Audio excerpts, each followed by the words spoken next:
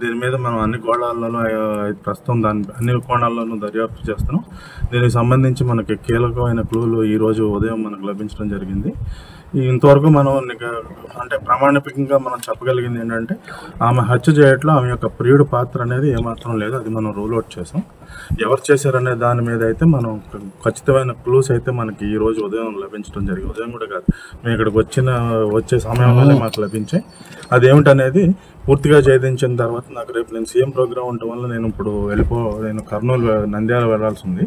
మీకు సాయంత్రానికి ఎస్పీ గారు, జమ్మలమడుగులోని ఎస్పీ గారు, డిఎస్పీ గారు నాకు ఒక ప్రగాఢ ఆత్మవిశ్వాసం ఏంటంటే మనకున్న క్లూస్ దృష్ట్యా మనకి ఈరోజు ఎట్టి పరిస్థితుల్లో ఈరోజు ఈ యొక్క కేసు ఏదైతే ఉందో పూర్తిగా మనం ఛేదించే అవకాశం ఉంది. ఇవి ఇద్దరు, ఒకరేమో అధికారి, మరొకరేమో రాజ్యాంగబద్ధమైనటువంటి స్థానంలో ఉన్నటువంటి వ్యక్తులు మాట్లాడిన మాటలు. ఇంతకంటే ఇంకా ఆధారాలని తీసుకురమ్మనంటే పోలీసులు బయటపెట్టాలి. మేము ఇంతకంటే ఇంకా ఆధారాలని వీళ్ళే అన్నలు అని చెప్పాల్సిన పని మాది కాదు పోలీసులది. అయితే తెలుగు మీడియాలో కేవలం ఆర్టీవీ మాత్రమే వరుస కథనాలు ప్రచురిస్తోంది. అట్ ది సేమ్ టైం మీ కాల్స్ని, మీకు చేసే మెసేజెస్ని, మీ కామెంట్స్ని కూడా కన్సిడర్ చేస్తోంది. కేవలం ఆర్టీవీ మాత్రమే ధైర్యం చేయగలుగుతోంది. ఇప్పుడు మళ్ళీ చెప్తున్నా, నేను మీతో పాటుగా నేను కూడా మీకున్న అనుమానాలని, మీకున్న సందేహాలని, మీకున్నటువంటి క్లారిటీని మీకేమనిపిస్తోందో కూడా మాట్లాడవచ్చు. డైరెక్ట్గా నేను మీతో మాట్లాడతాను. కింద స్క్రోల్ అవుతున్న నెంబర్ మీరు కాల్ చేయండి. వెంటనే మీకున్నటువంటి అనుమానాలని, సందేహాలను డెఫినెట్గా అటు పోలీసుల ద్వారా కానివ్వండి, లేకపోతే మాకున్నటువంటి కొన్ని అంశాలను కూడా మీకు చేరవేసే ప్రయత్నం చేస్తాను.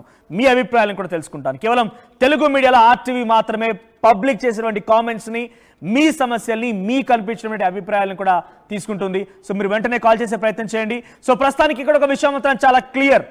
పోలీసులు ఆధారాలు ఉన్నాయని చెప్తున్న మాటలు కానివ్వండి, లేకపోతే మనకు authentic source and Rayapati Sailaja గారు మాట్లాడుతున్న మాటలు అన్నీ కలగలిపి చూస్తే అన్నలే చాలా సుస్పష్టంగా ఈ మర్డర్ చేసింది, ఈ హత్యకు పాల్పడింది అన్నలే. కానీ అది నిరూపించడం కోసం పోలీసుల దగ్గర ఒక్క ఆధారం కూడా లేదు.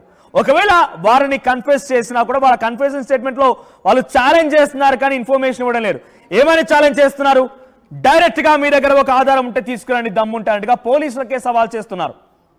చాలా తెలివిగా రెక్కి నిర్వహించి టెక్నాలజీని ఉపయోగించి ఆ అమ్మాయిని ఎలా హతమార్చాలో పక్కా ప్లాన్ ప్రకారమే అంతా ఎగ్జిక్యూట్ చేశారు. ఏ ఒక్క ఆధారాన్ని కూడా వదలలేదు.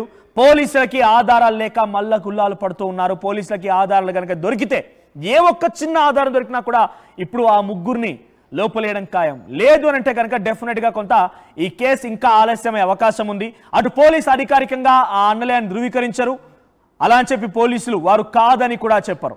ఏది ధృవీకరించకుండానే అలా కేసు సాగుతూ ఉండిపోతుంది ఇంకా కూడా. సో అన్నల తీరుని ఇక్కడ మనం కొంత డెఫినెట్గా మాట్లాడుకోవాల్సిందే, చర్చించుకోవాల్సిందే. ఇక్కడ అన్నలు ఏం చెప్తున్నారంటే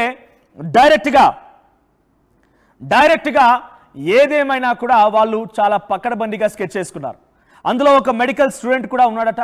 ఎక్కడ కొడితే ఎలా బ్లడ్ క్లాట్ అవుతుంది, ఎలా ఆ అమ్మాయి మరణిస్తుందని పక్కాగా రక్తం బొట్టు కింద అడవకుండా అంతా పక్కా బిగ్గర్ స్కెచ్ వేసుకొని ఈ దారుణానికి ఒడిగట్టారు. సో నేను మీతో మాట్లాడతాను, మీకున్న సందేహాలను లేకపోతే మీకున్న అభిప్రాయాలు కూడా తెలుసుకునే ప్రయత్నం చేస్తాను. సరే, మళ్ళీ నేను కిషోర్ దగ్గరికి వెళ్తాను. కిషోర్ దగ్గర మరిన్ని అప్డేట్స్ ఉన్నాయి. కిషోర్, సో వారం రోజుల్లో చాలా క్లియర్గా మీడియా సమావేశం ఏర్పాటు చేసి అన్నీ చెప్తామన్నారు డిఐజీ, రైట్?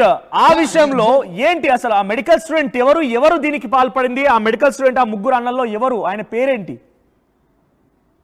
ఇక్కడ సురేంద్ర కొంత మెడికల్ సంబంధించినటువంటి దాంట్లో కొంత ప్రావీణ్యుడు అనే విషయం తెలుస్తుంది.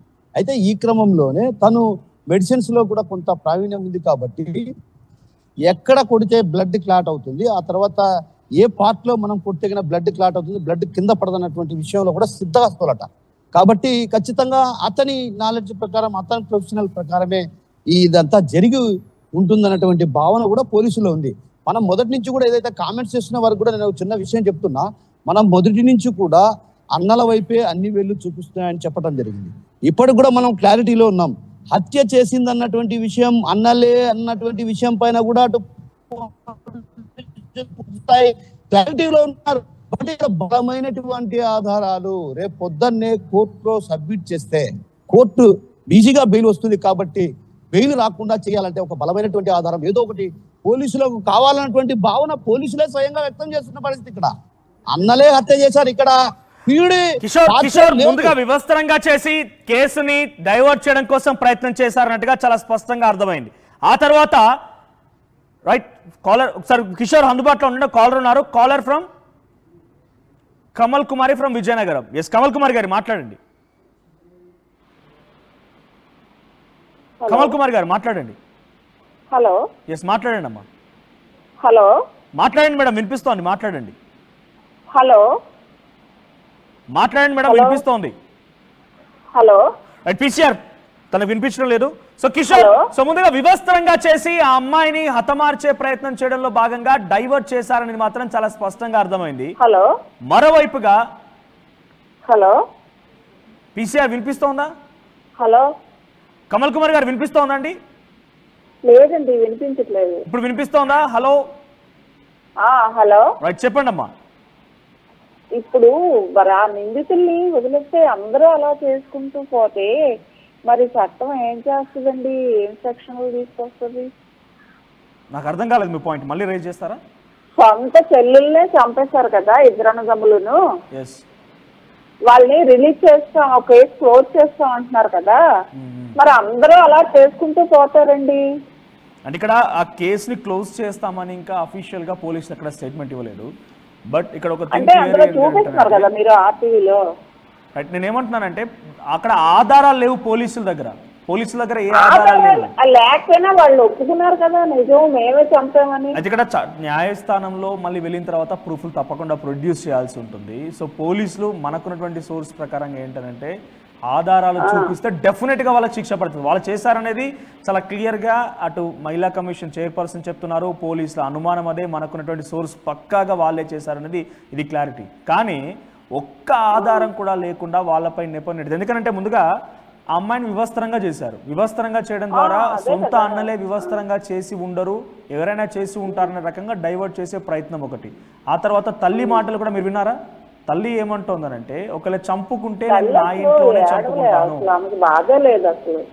నా ఇంట్లోనే చంపుకునే దాన్ని బయటికి ఎందుకు తీసుకెళ్తాన రకంగా మాట్లాడుకొచ్చింది. అంటే ఇవన్నీ ఒకదాని ఒకటి మనం డాట్స్ కలుపుతూ వెళ్తుంటే ఇదంతా బిగ్గెస్ట్ స్కెచ్గానే అర్థమవుతోంది. సో ఇప్పుడు పోలీసులకి ఒక్క ఆధారం దొరికినా కూడా ఆ నిందితులకి శిక్ష పడడం ఖాయం. లేదంటే ఇంకా ఈ కేసు చాలా రోజుల పాటుగా ఒక సాల్వ్ అవని కేసుగానే ఇంకా కంటిన్యూ అవకాశం ఉంటుంది. Anyhow Mallesh from Mahabubnagar. Right, మరో కాలర్ ఉన్నారు, Mallesh from Mahabubnagar. Yes Mallesh గారు చెప్పండి. సార్ మీరు తమిళ దాదాపుగా కేసు క్లోజ్ అని పెట్టింది కదా. ఎస్, అది మనకి ఇంకా పోలీస్ వాళ్ళు ఎట్లాంటి ఇన్ఫర్మేషన్ ఇవ్వకముందుకే మీరు కేసు క్లోజ్. ఇక్కడ ఒకటి మల్లేష్ గారు, మళ్ళీ ఏంటంటే వాళ్ళ అన్నలు రిలీజ్ అని పెట్టింది. మల్లేష్ గారు ఒకటి ఇక్కడ చాలా క్లియర్, నేను మళ్ళీ చెప్తున్నాను, ఇందాక కాలర్ కూడా మాట్లాడింది అదే. ఆధారం దొరికితే ఆ నిందితులకి డెఫినెట్గా శిక్ష పడడం ఖాయం.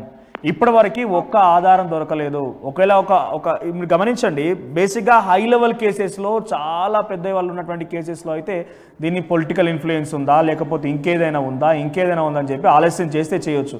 వ్యూవర్స్ అందరికీ చెప్తున్నా, ఒకవేళ ఇక్కడ పొలిటికల్ ఇన్ఫ్లుయెన్స్ లేదు, ఒకవేళ పొలిటికల్ ఇన్ఫ్లుయెన్స్ ఉండి ఉంటే ఒక అధికార పక్షం కనుక నిందితులకు సపోర్ట్ చేస్తుంటే ప్రతిపక్ష పార్టీ ఇప్పటికే అక్కడ ఒక పెద్ద ఎత్తున నిరసన కార్యక్రమం తెరలేపోయి నానా హైడ్రామా సృష్టించేది. ప్రతిపక్షం రావడం లేదు. ఒకవేళ ప్రతిపక్ష పాత్ర కనుక అందులో ఉండుంటే ప్రభుత్వానికి సంబంధించిన పెద్దలు ఇప్పటికే ప్రతిపక్షం ఉంది కాబట్టి ఇంకా నిజాన్ని నిగ్గు తేల్చేవారు. అటువంటిది జరగడం లేదు.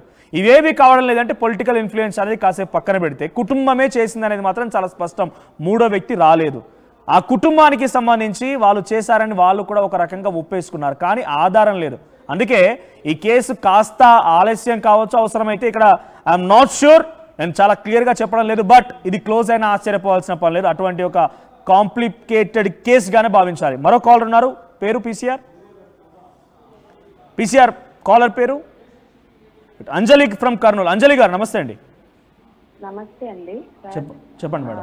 వాళ్ళు అన్నలు చంపారని మనకు ఆల్మోస్ట్ అర్థమైపోతుంది. ఎస్, అక్కడ ఏం జరిగిందంటే ఇప్పుడు పగ ముందు ప్రేమ ఓడిపోయిందండి. ఇప్పుడు అన్నలకి ఖచ్చితంగా చెల్లెలనే ప్రేమ ఉంటది. కాకపోతే వాళ్ళు ఏం చేయాలనుకున్నారంటే తనని ఆ అబ్బాయి మీద ఆల్రెడీ వాళ్ళకి చాలా కోపం ఉంది. ఆ కోపాన్ని వాళ్ళు ఎలా చేయాలనుకున్నారంటే తినని చంపేసి